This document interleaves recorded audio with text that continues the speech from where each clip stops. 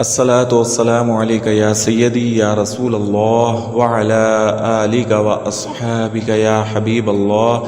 السلام علیکم ورحمۃ اللہ وبرکاتہ۔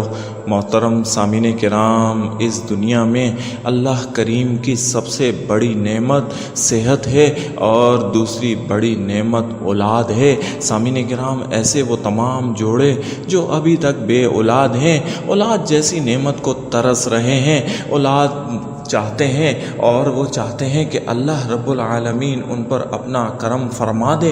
تمام میڈیکل رپورٹس بالکل ٹھیک ہیں، ڈاکٹر بھی یہی کہہ رہے ہیں کہ دیر ہے لیکن اندیر نہیں ہے۔ اللہ کی طرف سے جب بھی آپ پر فضل و کرم ہو گیا تو آپ کو اولاد مل جائے گی، لیکن اس کے لیے کتنا وقت لگے گا کوئی کچھ نہیں کہہ سکتا۔ سامعین کرام، ہم مسلمانوں پر اللہ کا خصوصی فضل و کرم ہے کہ نبی پاک صلی اللہ علیہ وسلم کے صدقے میں وہ کتاب عطا فرما دی کہ جس میں اس نے اپنے نبیوں کی دعاؤں کو منوعاً بیان کر دیا کہ کس نبی نے کس طریقے سے دعا کی، اور میرے رب نے وہ دعا قبول کرتے ہوئے ان کو نعمتیں عطا کر دیں۔ تو سامعین کرام، اسی پاک کلام میں اللہ رب العالمین نے حضرت زکریا علیہ السلام کا واقعہ بیان کیا ہے، جس میں 100 سال کی عمر میں ان کو اللہ نے فرزند عطا فرمایا اور ان کا نام حضرت یحییٰ رکھا گیا۔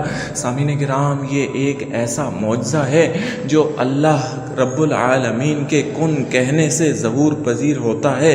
تو میرا رب جب حضرت زکریا علیہ السلام کو 100 سال میں اولاد دے سکتا ہے تو وہ الفاظ جب آپ پڑھیں گے جن کے ذریعے سے حضرت زکریا علیہ السلام کو اولاد ملی، تو جب آپ ان الفاظ کے ذریعے، ان پاک کلام، اس دعا کے ذریعے اللہ سے مانگیں گے تو وہ آپ پر بھی اپنا فضل و کرم نازل فرما دے گا۔ بات صرف یقین کامل کی ہے، توکل کی ہے۔ اللہ رب العالمین سے جب مانگنے والا کچھ مانگتا ہے، مستقل اس کا دروازہ کھٹکھٹاتا ہے تو اللہ کی رحمت کو جوش آ جاتا ہے اور وہ اپنے بندے کو نواز دیتا ہے۔ سامعین کرام، تو ایسے تمام بے اولاد جوڑے جو اولاد جیسی نعمت کو ترس رہے ہیں، انہیں چاہیے مایوس نہ ہو، مایوسی کفر ہے۔ آج میں ان ایسے جوڑوں کے لیے ایک بہترین اور مجرب دعا لے کر حاضر ہوا ہوں۔ طریقہ کار نوٹ فرما لیں۔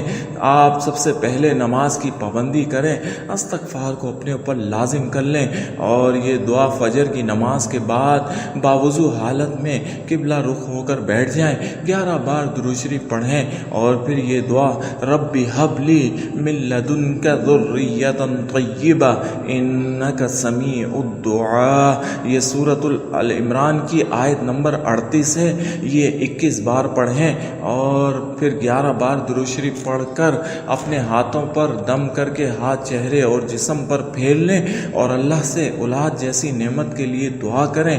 اور پھر مغرب کی نماز کے بعد یہ دوسری دعا مانگنی ہے۔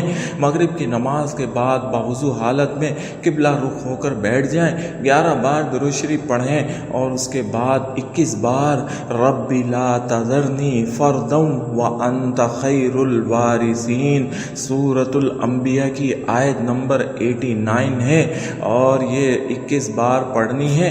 اس کے بعد 11 بار درود شریف پڑھیں، ہاتھوں پر دم کریں، ہاتھ چہرے اور جسم پر پھیل لیں۔ سامعین کرام، یہ میاں پڑھ لے یا بیوی پڑھ لے، دونوں پڑھ لے تو کیا ہی بات ہے۔